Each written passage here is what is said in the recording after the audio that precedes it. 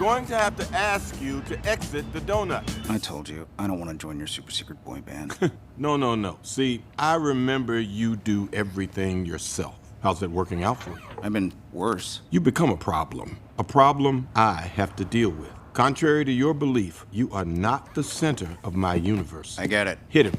God, what'd you just do to me? What did we just do for you? All right, today we are looking at the third installment of What If. This one's what was the actual title? I think I missed the title. What if the world lost its mightiest heroes? There we go. Super. So Chip, do you have any opinions or comments? Yeah, I absolutely hated this one. I mean, I thought it was terrible. I thought it was stupid. I thought that the ultimate, Ant-Man, Hank Pym turning, killing.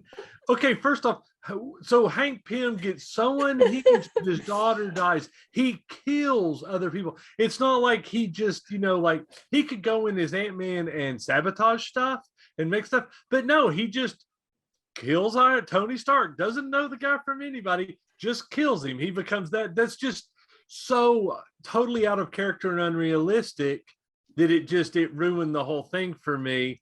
Also, I really could not get into Black Widow being done by Lake Bell because that just sounded off to me.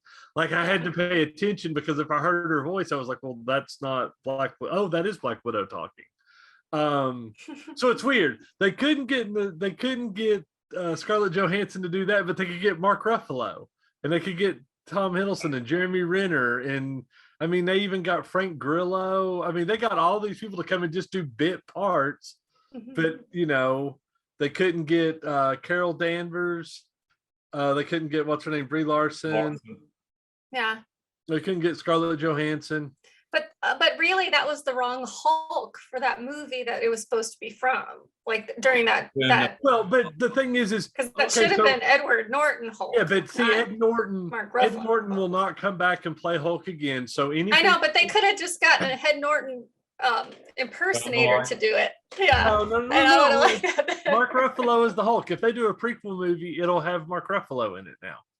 Because Ed Norton's too cool to do another MCU movie, for God's sake. Well, and that was not a good. I liked his Hulk. I didn't like that. I liked the first half of it, and I like him. But was that Hulk in Love, or was that the next one? Yeah, that was the one. There's only been one Hulk movie. Oh, I guess no. Well, there was the Eric Bana movie way back in the day, but that doesn't count. That's not part of the MCU. That's true. Okay, so one thing I will say about you saying him not being in character, to play devil's advocate for a second. I mean, I think this is a build off of him be that character in the comics having domestic violence issues. But that's all totally different Hank Pym. Like, I know. We're not even going there. We're not dealing with that. I'm with you. I mean, I'm with you. I liked it better than the other two because I just thinking of it as a one-off. I had low expectations going in. Will I watch it again? Maybe, but probably. And then I probably will never watch it again after that. But that was sort of my take on it. But I just sort of let it go because I thought they all died way too easy. Really? Yeah. Like, one arrow. I'm Thor. Dead. I didn't catch the arrow. They tried to explain that by, hey, he could, when that was the thing that somebody said. I saw a Twitter, and they were on Twitter, and they're like, "Oh, so at any time, Hawkeye can kill the Thor at any time. We never knew." Yeah. That's all those other times where he's catching. Well, that's because the arrow had Hank Pym in it. That's why he. So all of those, that arrow was Hank Pym. Or they showed it. He just hit his hand. All Ant-Man did was hit his hand. He wasn't actually in the arrow or attached. Well, there you go. So I ended What up did you think, watching Sarah? this several times. I watched it several times because not because I enjoyed it so much, but because it mashed up all of these different movies that we had enjoyed or may not have enjoyed so much so that I made a list of all the different movies that it stole little bits from, and I want to see if I've missed any. So that's why I wanted to run it by you guys. So the original Thor movie, obviously from 2011. Okay, the Hulk from 2008. That's the Edward Norton version. The Captain America Winter Soldier, because they were thawing him. Obviously Miss Marvel with the beeper and calling her down, whose butt we got to kick, you know. The Agents of S.H.I.E.L.D. a bit, that series. Okay. Iron Man 2, obviously Iron Man 2, not the first Iron Man. Ant-Man and the Wasp, obviously, and then the Avengers. And did I miss a movie that they squashed in there? Because that's a lot of content. Like that's a lot of little It's snippets all- from everywhere. It's all phase one. Basically, Yeah. they grabbed a little bit from every phase one movie. So Yeah. I liked that. I liked that there was more that I could be interested in this one. And like the other two, I had hopes for the first one. My hopes were drastically dashed. For the second ones, I had a lot less hopes, and you know, I felt like that level was met. I had no expectation for the second one, and this third one, it's just, it is what it is how I feel about it. I didn't like that it wasn't, they didn't even fake the Edward Norton Hulk, and I get it, he's no longer in the MCU, but from that time period, from that movie, if they're taken from that movie and they get the other actress, you know, in to come do it, you know, I had kind of the expectation of maybe we'd hear, you know, his particular voice or something, but yeah, they died too easy, all of them, every single one of them. Hawkeye just sitting in there dead. Yeah, You know, I like and I feel like that they were way too into Thor and how he smelled. What is his name? He's my favorite character. He's the Agents of S.H.I.E.L.D. Coulson. Coulson. I Yeah, like that. That was my favorite parts, were the Coulson and Fury parts. Yeah, I love seeing Nick Fury again. That was just the best part of this movie, is Coulson and Nick Fury having their little, especially with Coulson having his one-liners. But I feel like he was more into Thor in this movie and this little short than he was in any of the movies. Like he was, like it definitely felt like sexual tension with Thor's corpse there for a minute. So, which was funny and cute. Smells like lavender, you know. I felt like it was funny. It had its moments, but overall, I think that was sort of a playoff since Captain America wasn't in it.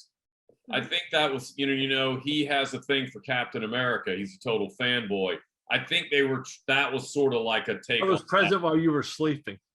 Right. I was there when you were unconscious. Yes, exactly. So I think that's what they were. Well, they did that homage when they did his password, when Black Widow called to get his password, and it was just lovey love.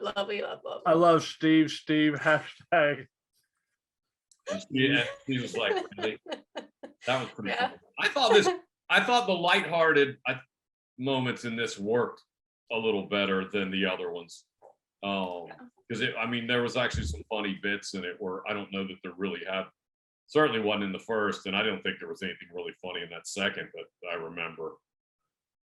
The second one, the stuff that was supposed to be funny wasn't funny. Exactly.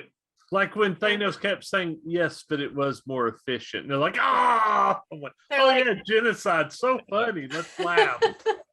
Silly old man and your thoughts of genocide. Yeah, exactly. No, but I did like how this one seemed to have a more of a sequential storyline. So we started out with something, it went somewhere, and then it ended in a different place than where we thought it would begin at. And in this one, there was a lot of different what if. So it wasn't like a singular thing that happened that changed the course, but they all got wiped out, so it changed completely everything, and then Loki ends up taking over. And then, but what I don't get is, if Miss Marvel was there, okay, why didn't she just whoop Loki because she could. She just showed up. He paged her. She came to him and said, "Where's the fight?" And he'll Yeah. direct her at Loki. But she wasn't there, and she was off on another planet until he paged her.